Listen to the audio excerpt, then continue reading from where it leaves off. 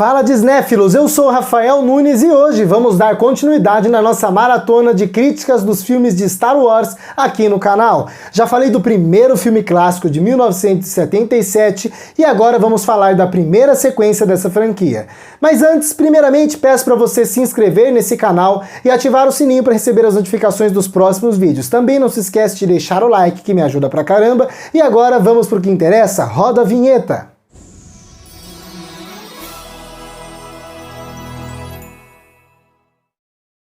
The Empire Strikes Back, ou Star Wars, Episódio 5, O Império Contra-Ataca, filme de 1980, dirigido por Irving Kershner. O Império Contra-Ataca com certeza é um dos filmes favoritos dos fãs de Star Wars. Para muitos desses fãs é o filme favorito e é o melhor da franquia, né? Com certeza é um grande clássico, com certeza é um grande filme e sem dúvida é um dos maiores da franquia. Mas eu discordo de quem acha que esse é o melhor filme da franquia ou quem considera ele o favorito. Gosto muito do filme, é um filme muito bom, mas por causa de certos pontinhos assim que eu me incomodo ligeiramente, eu não acredito que ele esteja no mesmo patamar do grande clássico Star Wars de 1977.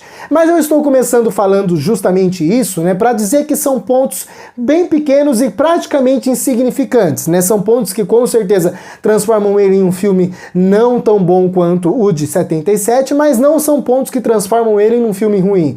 Muito pelo contrário, o Império Contra-Ataca é novamente um grande acerto da franquia. Um filmaço sem dúvida nenhuma. Inclusive, já sabemos que o filme se tornou um grande clássico da história do cinema, assim como o seu antecessor. Então não tem como contestar o sucesso desse filme. Realmente é um grande filme. Se ele não fosse, não teria feito o sucesso que fez. Se vocês assistiram meu vídeo falando sobre Star Wars, o episódio 4, vocês viram que eu comentei que Star Wars ele é um filme muito grande, mas ele não é um dos melhores filmes da história do cinema, né? Então já dá pra perceber que esse aqui também não. Com certeza ele também é um filme muito grande, também é um filme muito grande dentro da franquia, mas novamente ele não é um dos melhores filmes da história do cinema, assim como seu antecessor. É um dos maiores? Sem dúvida. Com certeza tá ali no top 15, top 10 de maiores filmes da história do cinema, mas não é um dos melhores. É esse o ponto que eu quero chegar. Nesse filme, George Lucas cede a direção para outro diretor, que é o Irving Kershner. E é interessante como esse diretor acrescenta em alguns pontos que eu talvez não gostava tanto no primeiro filme. Não é nem que eu não gostava. Alguns pontos não eram tão bons assim no primeiro filme, e nesse filme aqui eles dão uma boa, uma melhorada. Um grande exemplo aqui é nos momentos de ação do filme. Não que os do primeiro filme sejam ruins, mas aqui existe uma nítida evolução nesse sentido. Por exemplo, as lutas com sabre de luz ou os tiros que acontecem, as batalhas são muito melhor coreografadas e muito mais bonitas visualmente, os planos são até mais longos, o que é muito interessante. Inclusive o diretor gosta de manter os planos por muito mais tempo, independentemente da cena, seja uma cena de diálogo, uma cena de ação, uma cena mais romântica ou um momento para valorizar um pouco mais a atuação dos atores do filme, né? Então ele é um diretor que demora um pouco mais para cortar. A montagem aqui não tem tantos cortes, o que é bom, o que valoriza o filme ainda mais. Como eu já falei, o diretor valoriza muito mais as atuações aqui. Nós temos aqui boas atuações novamente. Vou começar pelo Mark Hamill como o Luke Skywalker, porque novamente para mim ele ainda tá um pouco verdinho. Ele não é o melhor ator de Star Wars, sem dúvida nenhuma, e não é que ele seja ruim, ele é carismático, ele é divertido, a gente compra muito bem o personagem dele, mas existe aqui um excesso de caretas e um excesso de caricatura que dão uma incomodada em certos pontos, né? A atuação do Mark Hamill ainda é muito teatral e dá uma certa incomodada em certos momentos do filme, momentos até marcantes do filme, né? Me incomoda um pouco, mas novamente repito, não que seja ruim. E o diretor também valoriza muito, então se em algum momento ele exagera um pouco demais, como o diretor valoriza, fica muito visível, né? Então talvez isso tenha, apesar do fato do diretor valorizar as atuações seja bom, nesse quesito dá uma atrapalhada, é um ponto negativo, mas é só nesse pequeno pontinho. Harrison Ford aparece novamente aqui como Han Solo, extremamente carismático. Eu gosto muito do personagem, o personagem ele cresce nesse filme, o roteiro acrescenta novas camadas, assim como ao Luke Skywalker e basicamente todos os outros personagens principais do filme. E é interessante como Harrison Ford consegue exprimir muita verdade a essas novas camadas do personagem e eu gosto bastante da atuação dele. Ele é sensacional e eu vou falar um pouco mais dele mais pra frente no vídeo. Carrie Fisher como a Princesa Leia também tá incrível no filme, ela é sensacional, uma das melhores atrizes envolvidas sem dúvida nenhuma. Gosto muito dos momentos em que ela tá em cena, porém existe uma coisinha que me incomoda incomoda, mas eu vou falar mais pra frente também. Uma boa surpresa do filme é o Billy Dee Williams como Lando. O Lando é um dos melhores personagens do filme, eu diria que é o meu favorito até. Eu gosto muito da adição desse personagem, ele é um personagem que contribui muito, é um personagem que já chega aprofundado, com bastante camadas, gosto bastante da participação dele, gosto muito da interação dele com os outros personagens, em especial com a Princesa Leia e com o Han Solo, do Harrison Ford, então é um personagem que agrega muito à franquia. É muito gostoso ver ele em tela, ele é extremamente carismático, bem atuado, então não tem como falar mal. Como eu falei pra vocês, eu ia falar novamente de Han Solo e Princesa Leia aqui no vídeo, né? Se tem uma coisa que me incomoda em O Império Contra-Ataca é essa relação de amor, né, que é pincelada pelo filme. Ali, na verdade, existe ali um certo triângulo amoroso, não sei se dá pra chamar assim também, né?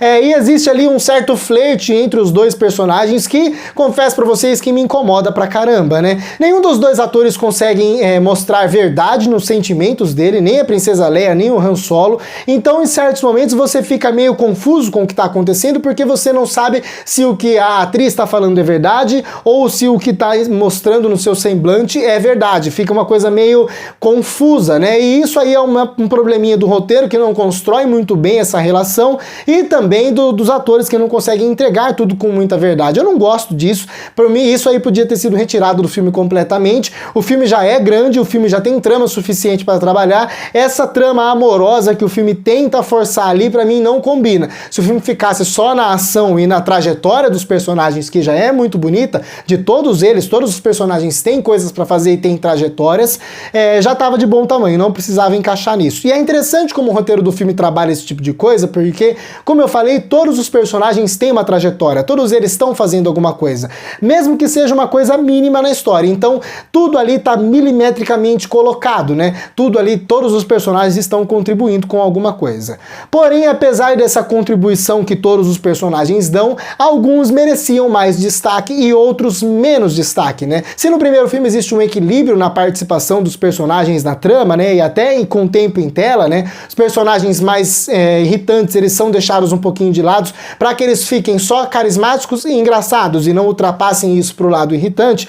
Aqui a gente não tem esse equilíbrio, então alguns personagens que no primeiro filme eram carismáticos e engraçados ultrapassam essa linha um pouquinho e chegam a ficar irritantes. É o caso do R2-D2, do C-3PO e principalmente do Chewbacca.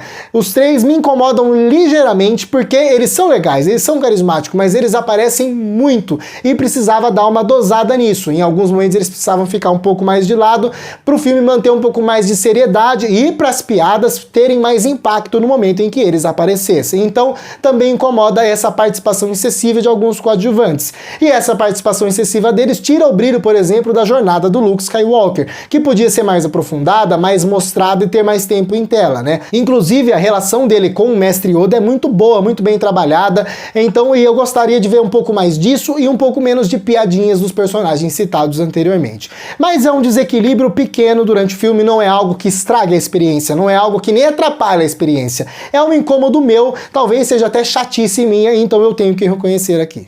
Outro ponto positivo de O Império Contra-Ataca que a gente não pode deixar de citar é o trabalho visual do filme. Sim, em Star Wars a gente já tem um trabalho visual impecável, tecnicamente maravilhoso, extremamente bem feito. Aqui nós temos uma nítida evolução nesse sentido, tanto no trabalho técnico do filme mesmo, né, como por exemplo a fotografia de O Império Contra-Ataca é muito boa e eu diria até melhor do que a do primeiro filme, né? A mise-en-scène também é sensacional, o trabalho de design de produção também, como os objetos em cena ajudam a contribuir com a história, né, e a criar ambientes singulares e novos, né? E é interessante como o filme expande o universo, né? Lembra que eu falei na minha crítica do primeiro filme que existe um universo gigantesco a ser explorado? Esse filme aqui começa a explorar esse universo, que é muito gratificante para nós como público. Afinal, a gente já viu coisas bonitas no primeiro filme, a gente quer ver mais. Então o filme começa a explorar outros planetas, outros universos, o que é muito legal. Então nós temos um cenário gelado, nós temos um cenário pantanoso, nós temos um cenário futurista,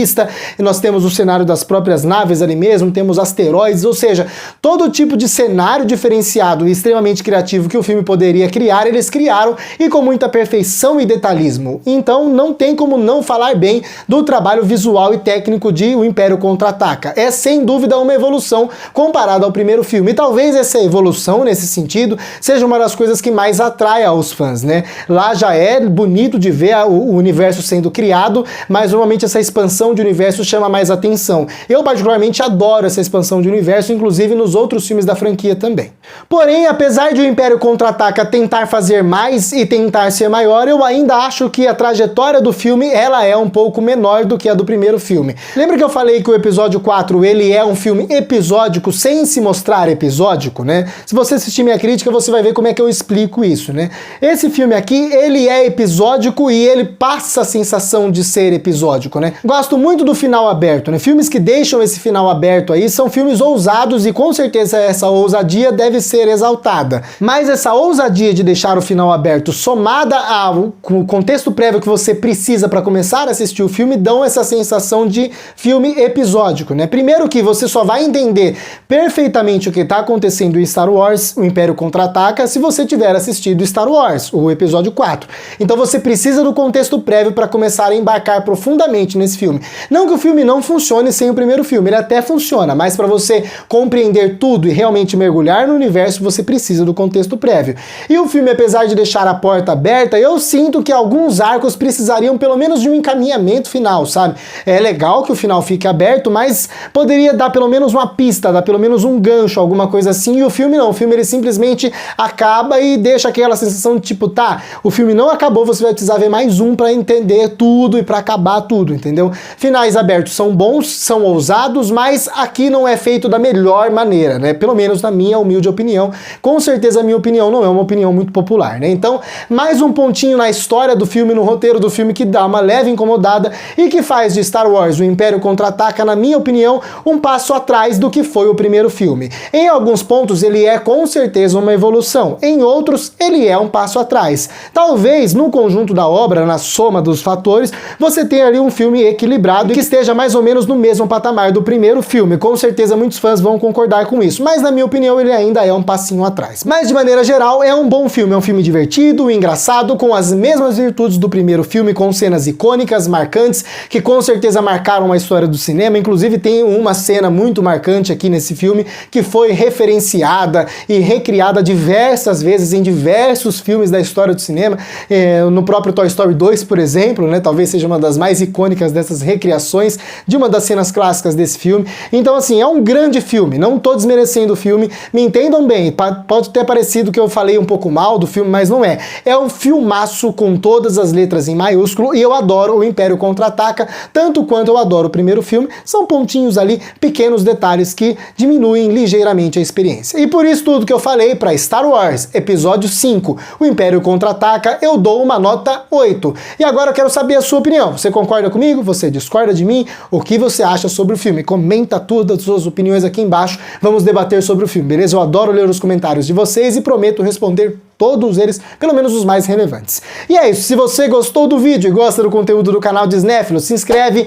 e ative o sininho das notificações para receber os próximos vídeos quando saírem. Também não se esquece de deixar o like, que me ajuda pra caramba. Se não gostou, só deixar o dislike. Lembrando que, como eu já falei durante o vídeo, já tem a crítica do primeiro filme Star Wars, o episódio 4, e essa maratona que eu tô fazendo aqui vai abranger todos os filmes de Star Wars que foram lançados, inclusive também as séries do Disney Plus. Então, se você quiser ver esses vídeos, fique inscrito aqui e ative o sininho para você não perder quando eles lançarem, beleza?